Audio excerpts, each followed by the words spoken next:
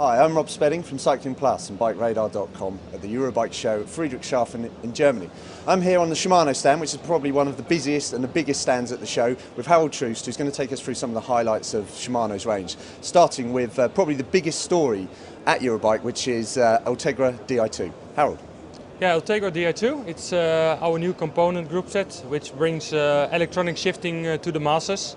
It's quite easy for me to explain the Ultegra Di2, since the features and benefits are quite similar to Dura-Ace Di2. That's been known to the cycling crowd overall, I think. That's been introduced 4 years ago. Technology is proven by the professional racers that are using it a lot and are winning a lot of races with it. And yeah, the big difference of Ultegra Di2 compared to Dura-Ace Di2 is the price. So the price will be around half the price of the Dura-Ace Di2 group set. And that shows already that yeah, many tourist riders, enthusiast riders and racers will switch over to this group set. It's been very interesting walking around the show because so many bikes are equipped and so many manufacturers seem to be putting Ultegra Di2 on their bikes. That must be really, really pleasant for you guys. Yeah, for sure. And of course, we were expecting already huge orders for this, but I have to say it even went over all our expectations. So also all the dealers that are visiting the show in these days, everybody jumps over to our booth to see the new products, to test it, because they know it will be a hit in their stores as well.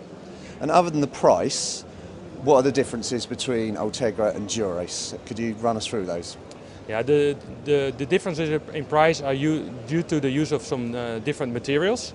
An example is the brake levers. If you see the brake levers of Ultegra Di2, they are made of aluminum, and Dura-Ace Di2 is made of carbon. So you can rely to all the different components, but also in the mechanical parts, like a cassette. Ultegra cassette is made of aluminum, and Dura-Ace cassette is made of titanium. Due to this, the weight is a little bit higher, of course. It's around 250 grams for a complete group set, but also the price is much lower. So how does the weight of Ultegra Di2 compare with the weight of Dura-Ace and ordinary Ultegra? To Dura-Ace Di2 it's about 250 grams. If you compare the Ultegra Di2 group set with a mechanical Ultegra group set, it's only 80 grams more. So it's only the weight of the battery, in fact. We've talked about weight, we've talked about the price. What are the technological differences between Dura-Ace Di2 and Ultegra Di2?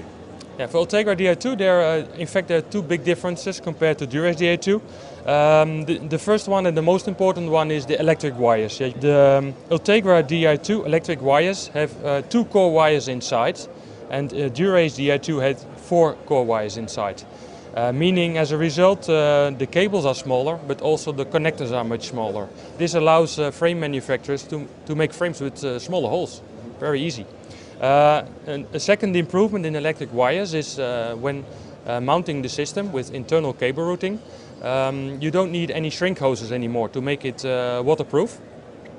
Just connecting the cables and it's waterproof immediately. So it's an improvement over Dura-Ace Di2. And also due to this, the cable set is also lighter than Dura-Ace Di2. And the second difference is the PC connection. Ultegra Di2, a dealer can connect it to a PC for diagnosis if there's any problem with the system. And also he's able to change the shift order of the buttons.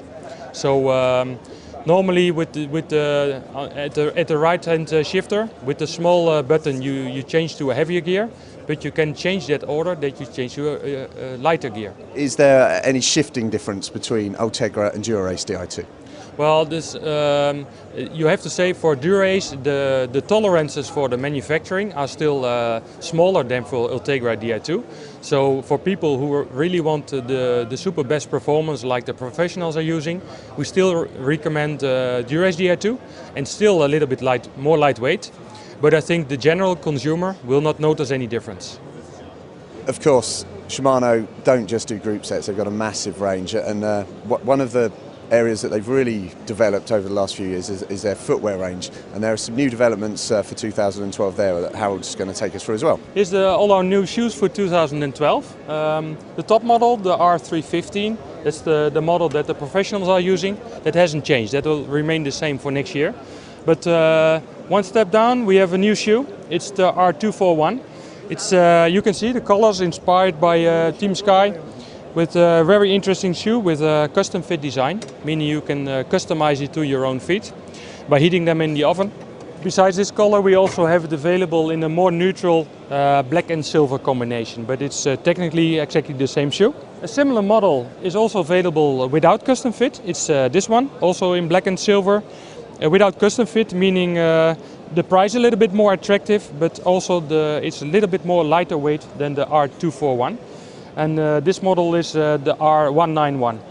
Besides this color combination, we also have this same model in white and silver available, with the carbon sole for extra rigidity. So some really great stuff there, Harold. Thank you very much for your time. I'm Rob Spedding for Cycling Plus and BikeRadar.com at the Eurobike show in Friedrichshafen, Germany.